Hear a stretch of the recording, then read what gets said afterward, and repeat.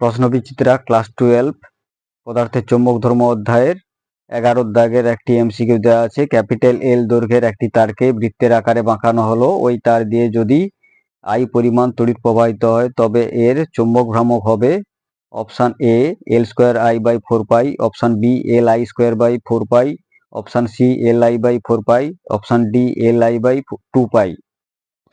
ধরি ক্যাপিটাল এল দৈর্ঘ্যের তারকে স্মল আর ব্যাসার্ধের আকারে বাঁকানো হলো।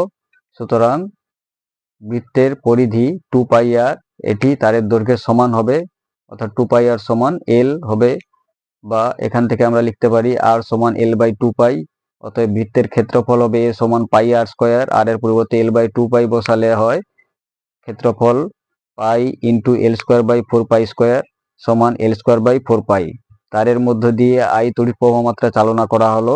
অতএব বৃত্তাকার তারের চৌম্বক ভ্রামক হবে এম সমান আই ইন্টু এ, বা এম সমান আই ইন্টু এর পরিবর্তে এল স্কোয়ার বাই 4 পাই বসাই, বা এম সমান এল স্কোয়ার আই বাই 4 পাই। সুতরাং সঠিক উত্তরটি হবে অপশান এ।